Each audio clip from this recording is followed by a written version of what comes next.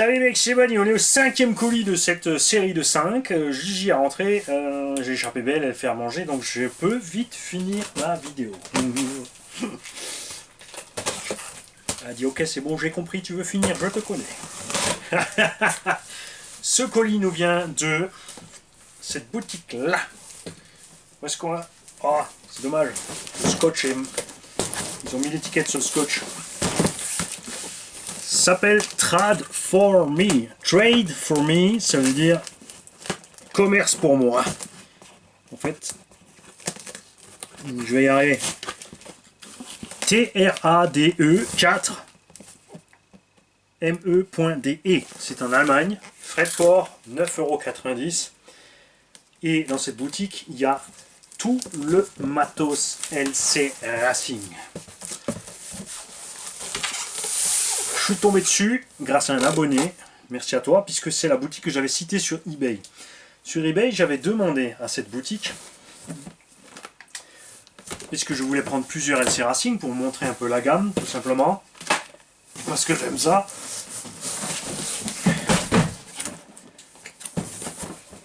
Pour vous montrer toute la gamme LC Racing, j'aurais demandé de me faire s'ils pouvaient faire un prix sur l'ensemble, puisque on était en frais de port plus cher et ils m'ont cumulé les frais de port pour chaque pièce, chaque colis. J'ai demandé, ils m'ont répondu non, on peut pas. C'est tout, point à la ligne, aucune sympathie. Et là, je suis tombé sur eux, sur le net. Ils ont leur propre boutique. Là-bas, les frais de port 9 €. Et j'ai mis donc 3 articles dans le panier, les frais de port n'ont pas bougé. Là, je leur ai mailé, je leur ai demandé, voilà, comme j'ai une chaîne, si je peux les citer, évidemment, je demande toujours. Demandez toujours quand vous voulez citer un professionnel, si vous avez le droit de le citer. Ou même quelqu'un d'autre, hein, c'est toujours mieux. Et là, ils m'ont répondu de façon plus cool. J'aurais quand même signalé que sur eBay, c'était un peu la réponse était un peu stupide, je trouve. Juste non merci. J'aime pas ça. Et ils sont allés checker, effectivement, et ils ont vu que effectivement, ils avaient répondu à la va-vite et ils s'en sont excusés. Je voulais pas d'excuses, je voulais juste que la situation soit claire, parce que j'avais dit c'est dommage quand même, je voulais acheter 4 machines complètes. Et de ce fait, par contre, j'en achète que 2. Parce que j'étais déçu. Je suis comme ça, moi. Je suis boudeur, quand je veux. La raison pour laquelle j'ai commandé là-bas, en fait, c'est tout connement. Je ne peux pas dire autrement. Sur le LC Racing 1/14e, pour notre très cher abonné qui a gagné, il n'y a pas de cache transmission. Et c'est là-bas qu'était le bruit de la terre est rentré. Il n'y a pas eu de casse, pas de moteur défectueux, pas de couronne cassée. De la terre entre couronne et pignon. C'est tout. Et j'ai trouvé judicieux d'acheter le cache transmission pour le gagnant du concours. C'est pour ça qu'il attend un petit peu. Il ne le savait pas, maintenant il le sait. Je vais te monter ce cache de transmission dedans. Comme ça, toi, tu auras la paix. Surtout si tu veux passer après sur un petit brushless. Même si perso, je laisserai la version charbon à cause du châssis plastique, amorto plastique, etc. Ça suffit largement. Chez Trade for Me, j'ai donc pris 2 engins. Là, vous allez me dire, la vache, c'est quoi ce carton de ma boule pour un 1/14e? Je vous rappelle que chez eux, vous trouvez en 1/14e ou un 12e, c'est toujours un peu, ça dépend de la taille de l'engin et de l'anthrax. Hein. Le Short Course 1/14e, la Rally 1/14e, le Desert Buggy 1/14e. Donc ces trois-là ont le châssis long.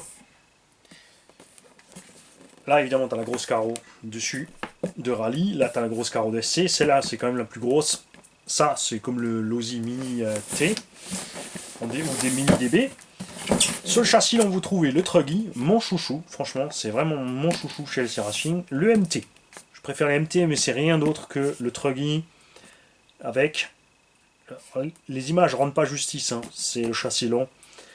Avec des grandes roues et une carreau en lection juste posée au-dessus, tu vois, on voit à travers, même sur le dessin, je suis pas fan. Je suis pas fan. Et le buggy le plus vif, le plus léger, évidemment, châssis court, même puissance à bord du buggy, il est dément par rapport, évidemment, aux autres, surtout à la version rallye qui est plus longue. Mais c'est pas tout. Sur cette même base, ils font autre chose, et c'est ce qu'il y a là-dedans. Là-dedans, nous avons, même si partout ailleurs il y a des dessins de tout terrain, je l'ai prise pour vous montrer l'évolution des choses, précisément par rapport à tous ces engins de piste qu'on a en 1/10e. Tamiya avec des trucs archaïques. Transmission par cardan central, c'est sympa pour le parking, c'est clair. Souvent, pas de roulement à billes, il faut les mettre. Version charbon, des prix un peu... ouais, ça monte vite. Il y a des engins plus intéressants comme Sakura Haute qui sont moins chers, 100-120 euros, un châssis carbone avec un courroie, un morteau hydraulique, roulement à billes, etc. Psyma aussi, mais courroie. Et l'évolution des choses avec les puissances brushless, elle est là, chez LC Racing. Nous avons donc la fameuse radio que vous connaissez tous maintenant, qu'on a vu chez plein de ces petits engins. Batam. Non, c'est pas la même, j'ai dit une bêtise. C'est la même que chez Charisma, ça. Radio qui est précise, fonctionne avec 4 batteries, le volant est agréable, la gâchette est agréable, les trims facilement accessibles, inversion des cerveaux, pas de butée, ça c'est un peu dommage. Il y a évidemment un dual rate de la direction, mais j'aurais bien aimé une bride des gaz. Il te livre avec quelques stickers sympathiques, moi je les trouve bien marrants. Et là-dedans, on a sur la base des 1/14e une piste 1/10 GT. Elle a par contre quelques petites modifs à bord. Et vous allez voir ce que c'est. Cette machine vaut entre 220 et 250 euros en gros. La carrosserie c'est pas la plus belle, je vous l'accorde. On a les roues de la rallye dessus. Ça, c'est un peu dommage aussi. Cette machine a un poids plume.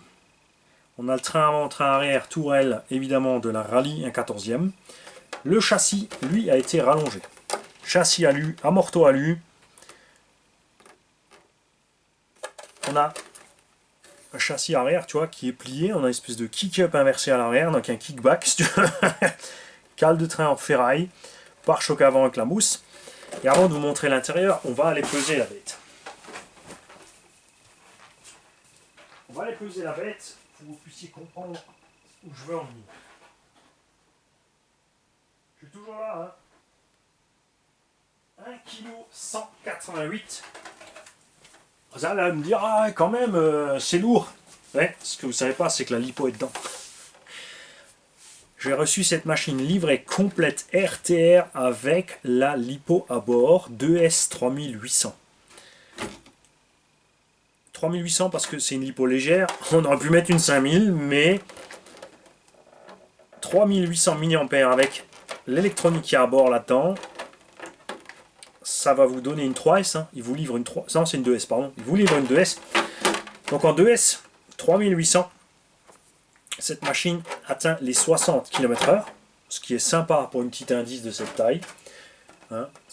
Carrément, c'est l'accent habituel, hein, un peu chinois comme ça. Je pense que au bout de quelques chocs, elle va se fendre quand même. C'est pas forcément le top. Donc l'Hippo 2S 3830C, ça suffit largement, évidemment. Tu vois, on est relativement léger sur la batterie. Et quand tu as enlevé la batterie et la carreau, je vais repeser la machine, bougez pas. Ouais, il est chiant, Manu, aujourd'hui, il veut savoir. J'aurais dû mettre la balance à côté. 852 grammes. Châssis à poil. Sans lipo, sans carreau. Regardez comme ils vous ont réglé ça. Triangle plus haut que le châssis. Moteur 28 par 40. Si je vois bien, on va mesurer ça pour être sûr. Ah, j'ai cru que j'avais perdu Pierre-Yves. 28 par 50. Donc là, il faudrait que je revérifie moi-même. J'arrive plus à me souvenir si... D'ailleurs, là, maintenant, pendant que vous êtes en train de regarder la vidéo, en parallèle, vous ouvrez une autre fenêtre et vous allez vite me regarder quel est le moteur fourni dans les autres. Quoi qu'on va peut-être voir ça à côté, je crois que le moteur avec, je suis plus sûr. Donc un moteur 28-50, c'est vrai qu'on a l'habitude de rouler en 36-50, mais on a un poids plume ici. Cet engin est beaucoup plus léger que les Tamiya, on a un châssis qui est plus efficace, ça c'est sûr, on a des amortos qui sont super soyeux, en ferraille. J'ai eu un doute parce qu'ils sont noirs, les autres étaient gris. On a bien les amortos alu, tourelle alu, roulement à billes à tous les étages, transmission par cardan, slipper au centre, diff arrière moyennement libre, à l'avant il a l'air un peu plus libre. Donc évidemment je vais régler ça différemment, on va l'ouvrir, on va durcir le diff. 2S60 en 3S, parce que ça prend 3S, ce machin est donné à 80 km/h, variateur 35 ampères, parce que justement on ne pèse rien. Et c'est ça qui est vraiment sympa. Garde au sol, c'est sûr, là ils sont allés moquette, hein, ça va frottouiller. Nous, sur parking, on va remonter un petit peu. Pour gagner en autonomie, comme dit, mais ça l'alourdit. Comme je l'ai dit, c'est sûr qu'il faut passer, tu peux passer 5, 6 ou 7000. Prise DIN, ce coup-ci. Pas de chargeur fourni avec, parce que c'est la version LiPo. Tu la vois au moins? Ouais. Quoique on est pas mal. Bon, on est bas, mais franchement, on est bien suspendu. On peut même coucher encore plus les amortos, chose que je vais très certainement faire. Ce qui est dommage, c'est qu'il n'y a pas de bar stab avec, mais l'option existe. Je ne les ai pas pris parce que sur les engins légers comme ça, c'est pas forcément utile. Ce qui est sûr, c'est qu'on va par contre mettre des pneus mousse, très certainement pour les rouler. Niveau carreau, je suis pas fan des engins comme ça. Surtout que tu vois, les roues sont pas assez larges à l'arrière pour aller dans la carreau. Après c'est typique ce qu'on roule sur circuit, c'est sûr c'est un gros aileron, beaucoup d'appui. Mais j'ai quand même envie d'y mettre une carrosserie un peu plus belle. L'autre chose que je voulais voir, dernièrement un abo nous a parlé de ça, et j'ai été surpris, et c'est un fait. Quand tu as une 1/10 piste, les compétitions sur le règlement c'est 190 mm sur certaines catégories. Donc quand tu te pointes avec ton engin de loisir qui est en 200 mm, tu peux pas rouler. Faut pas que ça change. Ouais, t'es plus large, tu tiens mieux la route. Allez, sans déconner, 5 mm à gauche, à droite. Les mecs, faut arrêter. C'est pas sympa, je trouve, pour les gens qui ont déjà justement des engins de 200 mm, qui s'y attendaient pas, qui veulent évoluer sur circuit, qui se retrouvent là à devoir changer de véhicule. Donc qu'est-ce qu'ils font? Ils vont pas s'inscrire, ils vont pas changer de véhicule, ils ont pas forcément le budget. Bon, ils vont aller rouler tout seul dans leur coin. Ouais. C'est dommage. C'est dommage. Ici la transmission donc à le cache, puisqu'on est en brushless, tout est bien fermé. La direction est posée en haut, donc pas de souci avec quoi que ce soit comme gravion ou autre. C'est sûr, vous le savez, je ne suis pas fan des petites choses qu'on rallonge à l'échelle au-dessus, parce qu'en général ça pose un problème de fiabilité et d'endurance. Les 1/10 stretchés en 1.8, c'est un gros problème pour les roulements. Ça chauffe en GT 1.8, on y va fort, on roule à 80-90. Vous allez me dire en 1/10 rallongé aussi. Mais jamais de la vie un châssis de slash ou d'autres avec des petits roulements ne pourra avoir l'endurance d'une GT 1.8. C'est un fait. Techno a essayé, pas Techno, mais S-Works a essayé de mettre des roulements plus petits dans la GT. Ils se sont plantés royalement. Les roulements tiennent 2-3 courses, c'est fini, ils sont morts, ils sont rincés. Alors que les roulements standards, 16 par 8 par 5, tu fais ton année avec. C'est comme ça. Nous, on va voir ce qu'elle donne là. Après, il est léger cet engin. Pour 200 €, RTR, cerveau 3 fils, pignon métal. Normalement, si j'ai bien lu, enfin c'est ce qu'on avait sur les autres. Hein. On checkera ça de plus près peut-être. Toutes les pièces dispo dans la boutique, chez eux. Je trouve ça super cool. On va l'essayer, et comme ça on pourra le comparer avec les autres engins qu'on a à côté. On a à côté du Charisma, du Vatera, Tamiya, Sakura.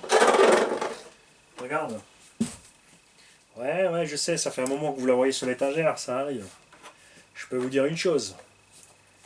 Vous avez tous une seule chose à faire, c'est crier en chœur, merci Léopard 68. C'est pas une drifteuse, hein. Elle a des roues de drift, mais à la base, c'est une Sakura Sport. Efficace, c'est clair.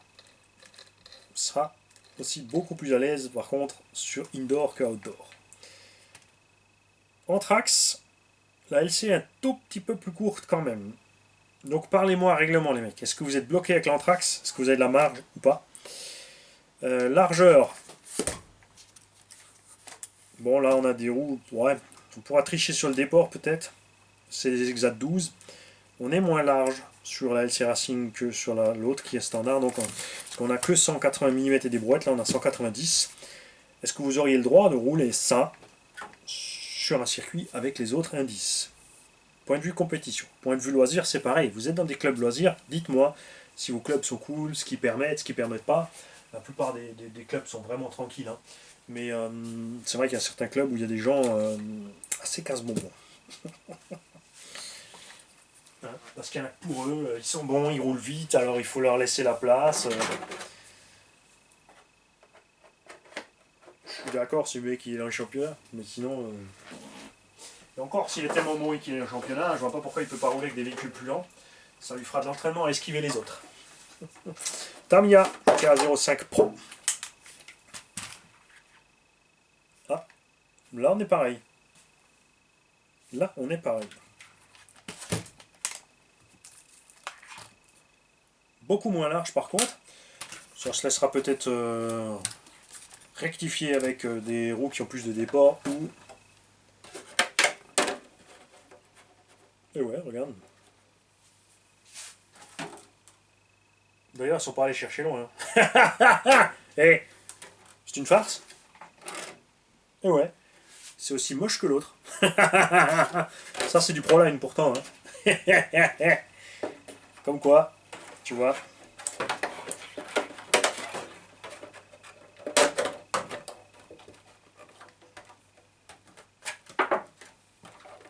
Ouais, Proline, on est comme mieux sur la Caro, on est vraiment sur du Lexan. Les Chinois ont tendance à nous faire un espèce de mélange qui n'est pas tout à fait Lexan, on est non plus, regarde, on n'est pas face, c'est bizarre. Hein.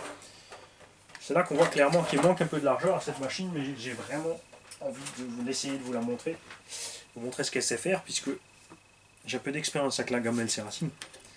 Je sais que ce machin-là, ça va être infernal. Honnêtement, comme dit, j'avais un peu peur pour le moteur, parce que même dans la rallye, avec la grosse coque, on est plus lourd quand même, hein, avec les pare-chocs et tout le tralala.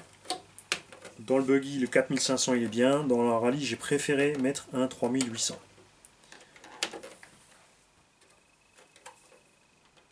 On va mettre ça de côté. Hop. Et là, j'ai pris, parce que justement, j'ai déjà des combos mini, j'ai déjà des radios. Je voulais le Truggy, mais la carreau du RTR rose, je peux pas. J'aime pas ça. Ça m'ennuie de coller un truc par-dessus. J'ai donc chopé le kit. Et on va voir tout ce qu'il y a dans le kit. Pour être sûr que personne ne s'y méprenne. Voilà. Donc là-dedans, voilà, tu as toute la gamme LC Racing sur une feuille. Les stickers. Le kit de bar stab. Et là, parce que ça c'est le kit pro, donc là il y a toutes les options. J'ai 3 bar stab. Donc je pense que je vais garder les bar stab balèzes pour lui et mettre les autres là-dedans. Tout ce qui manquera, c'est 4 billets de liaison. Les plaquettes, je les remplacerai par des vis et des rondelles. Les billets de liaison, on les fera nous-mêmes. Visserie qui est de très bonne qualité chez LC Racing. Carreaux et ailerons. Un aileron en plastique est livré avec. Parce que moi, si je me souviens bien, sur l'autre version, on avait un aileron Lexan. Là, tu as un aileron plastique. Tu as une seule carrosserie dans le RTR. Je ne sais pas si c'était juste à un moment donné. Dans les RTR, tu recevais 2 carrosseries. Là, tu as une seule carreau. Elle va peut-être passer par l'étape... l'aileron, il est agressif. Hein. Ah oui, j'avais pas ça sur le RTR, moi. Si? Non. Faut que je regarde la vidéo. Faut que j'aille voir ma propre vidéo. Je pense que ça va partir chez Elsace RC. Pour qu'il nous fasse une petite carreau incassable de Truggy sympathique. Qui se montrera aussi sur Erevo 1.16, évidemment. Quoi qu'ils ont assez de matos en petite 1.16. Hein, mais j'ai pas envie de la transformer en coccinelle. Est-ce qu'il y a un...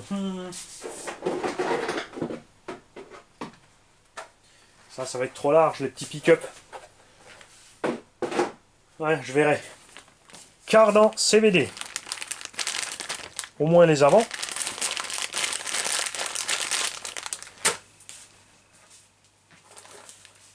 Amorto, voilà, ça c'est les beaux amortos. Ils sont magnifiques ces amortos, regarde, tige titane. C'est hyper beau ça, franchement. C'est digne d'un 8. Le cerveau est fourni avec 3 fils, donc plastique. Rectif, pas pignon métal, pignon plastique. Comme c'est un micro-cerveau, pour être sûr, c'est quand même sympa qu'ils le livrent avec pour la taille. Les diffs avec 4 satellites de série sur tous les LC Racing. Après, les versions charbon ont une variante. Des pneus que j'ai testés donc sur moquette qui sont excellents, ces pneus de Truggy là.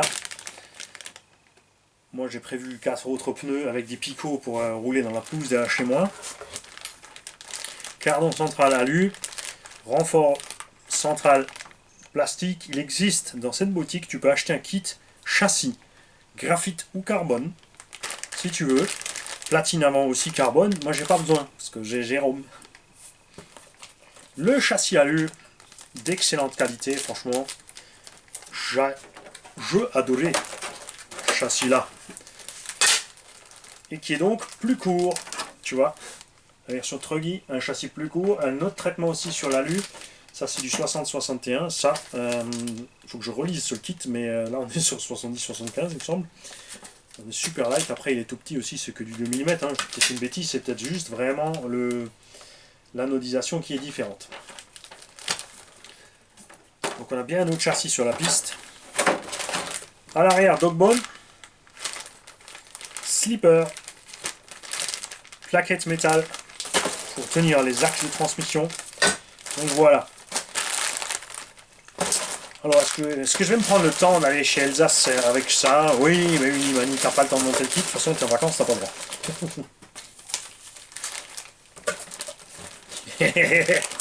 Pour que ça c'est petit, hein, je peux l'emmener dans le salon. Je peux travailler dans le salon. Tranquille. Et après, ben, ma foi, hein. Tony, mon très cher Tony, tu auras de la carrosserie il n'y a pas un an. Sauf si je me prends le temps de le faire moi. Et hop, regarde la bande de garantie. C'est neuf, emballé, jamais ouvert. Trop marrant les bandes de garantie. Voilà, j'ai fini à temps. J'entends la porte qui s'ouvre, ça veut dire que le repas est prêt. Je vous souhaite à tous une belle journée. Pour moi c'est le midi, donc je vous dis bon appétit, même si je ne sais pas quand va sortir la vidéo. Salut les gars.